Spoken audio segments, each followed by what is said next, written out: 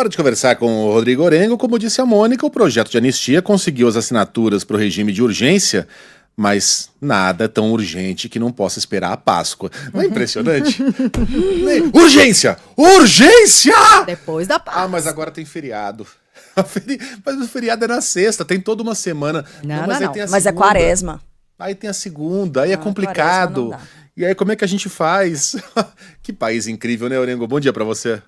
Muito bom dia, Megali, Sheila Carla, bom dia a todos. E já semana que vem, Megali, tem aí um esvaziamento previsto no Congresso Nacional. Hoje, inclusive, tinha uma previsão, né, de avaliações, né? Quinta-feira tinha reunião de líderes, acabou realmente na próxima tem previsão de reunião de líderes e já cancelada. Então, semana que vem, o que a gente vai ter é votações remotas. Então, assim, possível deliberar sobre um assunto dessa natureza, com essa repercussão, como uma anistia aos investigados e condenados 8 de janeiro, num plenário na véspera de um feriado, né? Porque já é uma tradição no Congresso Nacional, quando tem um feriado na semana, sempre tem aquele enforcadão, aí tem uma viagem prevista, inclusive, o presidente da Câmara, Hugo Mota. Então, na semana que vem, não tem nenhuma perspectiva. Então, qualquer decisão sobre esse projeto, que mexe tanto aí com as emoções dos espectros políticos, vai ficar para depois da Páscoa. Agora tem algo que é factual, é prático, Megali. As assinaturas foram recolhidas. Eram necessárias lá 257, ou seja, a maioria absoluta,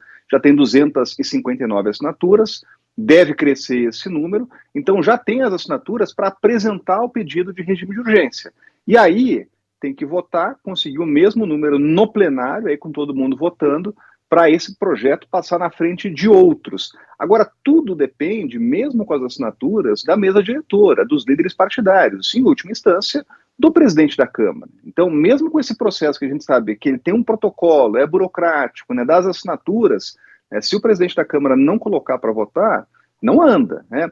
E até lá, até a Páscoa, tem uma jogada estratégica também que tem muita negociação, muita reunião acontecendo, inclusive a portas fechadas. Teve nessa semana uma reunião do ex-presidente Jair Bolsonaro com o presidente da Câmara, Hugo Mota.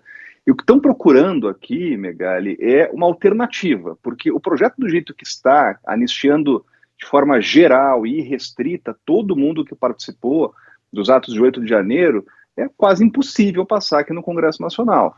Então, o que deve acontecer é uma mudança no texto, porque cada vez mais cresce aqui dentro do Congresso Nacional a lógica de crimes independentes, né, ou individualizar os atos, né, não condenar todos da mesma forma, e também cresce uma lógica que até entre aliados do governo de que há excessos em punições, né, e aí tem o símbolo é de Débora Rodrigues, que foi solta, né, mas já tem 2 votos para condenação por mais de 14 anos, né, voto de Alexandre de Moraes e também de Flávio Dino. Faltam 3 ministros para votar na primeira turma. Esse caso específico, ele foi suspenso por um pedido de vista e o ministro Luiz Fux já liberou para voto. Esse caso também vai ser julgado depois da Páscoa. E aí tem uma aposta muito grande, a gente conversando com pessoas aqui dentro do Supremo Tribunal Federal, que aí já deve acontecer uma dosimetria. O próprio ministro Luiz Fux falou em exagero dessa pena, e teremos lá uma discussão ampliada na primeira turma com a possível redução dessa pena.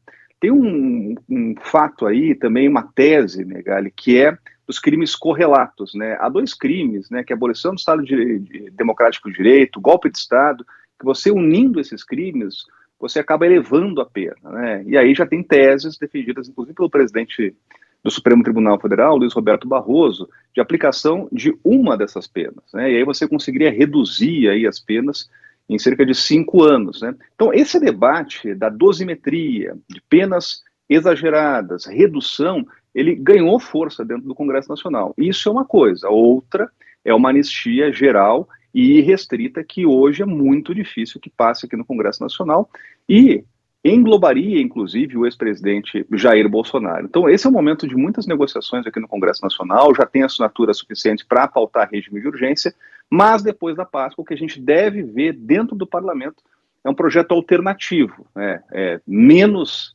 abrangente, que aí sim vai poder ter possibilidade aí de avançar, mas até lá, Megali, muita articulação aqui no Congresso.